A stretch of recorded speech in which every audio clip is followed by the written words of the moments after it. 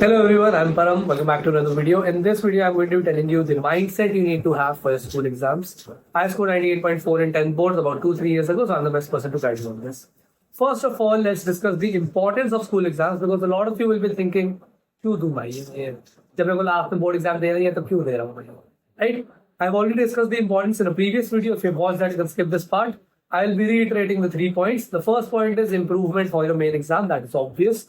Every single time you give an exam, whether it's for school or it's a mock exam, you will be looking for improvement points or improvement topics which you can improve on for the final exam. The second point is to always keep the student on toes. Every single time you will be tested, you will need to cover up a part of your syllabus which you haven't previously. Therefore, this keeps the student on toes and he can or she can prepare way better this way because they will be dividing their syllabus in parts instead of just doing everything in the last month itself.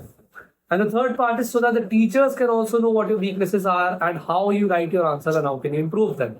A big part is the teacher's thing. So every single time you're giving a school exam, you need to ask the teacher, okay, why did I lose my marks here or there? And even if they do not have the time to tell you in the class, you can approach them in break or a free period as well. Now that we've discussed the importance already, let's move on to the mindset you need to have. A lot of people will be missing this thinking that they need to score the best marks in their school exams. I would say it's false. It is true for 9th and 11th, however, for 10th and 12th, only a board exam is going to matter in the end. These exams specifically you only need to use for improvement and experimentation. PT1s and my midterms I used so that I can experiment different paper strategies and paper approaching strategies. Like I should do this sequence in ABCD or CDAB or whatever suits you. Every single thing that you want to try out, you need to try out in these exams itself, in PT1s and midterms, in PT2s, UT or whatever you have in your school. If you want to experiment something in your exam sequence, go ahead. If you want to just learn a part of the syllabus and not learn some part which is also coming in the exam, that's fine as well. For example, with my pre-boards, I did not study history at all for my science SST pre-board. And therefore, I only went with geography, economics and political science to give the pre-board itself. I scored 60 out of 80 marks. But geography, economics and political science that I covered it so well that I knew that I will score the most marks in this. And even if 1-2 marks are cut, I will get around 60. And that is the exact score that I got. Therefore, if you want to experiment with a strategy that you're doing or experiment with the syllabus, this is the mindset you need to have. Experimentation and improvement. Other than that, it can also be a hidden tip that works for you. Whether it is something like going to the washroom for a break between the exam, because that is what happened with me. For my PT1s and my midterms, I used to experiment this fact that around the 2-hour mark or once I am already done with my paper and I need to revise, I would go to the washroom for 2 minutes, recalibrate and then come back with a fresh mind. And that helped me in my boards as well because I did the exact same thing in every single board exam that I had.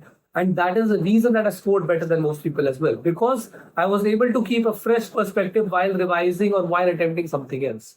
So there can be any hidden tip that you have also for yourself. A hidden technique that you might have seen anywhere. And you need to apply it. So try and apply and try and improve on every single thing in these PT1s and midterms itself. Do not leave anything for your pre-boards or for the mock papers that you're going to give. Because most of the time, you will be very lazy and you would not like to give any mock papers at your home. Now that I've covered the mindset that you need to have, I would also like to say one thing. Do not try techniques that will sabotage you a lot. Marginal sabotage and a little bit of sabotage is fine. If you're a little behind than your actual potential, that's fine. There's no problem in that because you're experimenting. But if you're way behind your potential, then that is a problem. You need to not experiment this in the exact midterms. You can do that at home as well. If you this is your potential and this is what you're going to be performing with your experiment, that's fine. It is perfect. But if this is your performance, that's a problem. Therefore, we need to keep our performance about par, above par or below is fine as well. And the last thing I would like to say is every single person regrets the mark they score in the midterms or PT1s. Every single person is going to think I might have scored bad on this, I might have scored good on this because you have no idea about the actual board exam, right?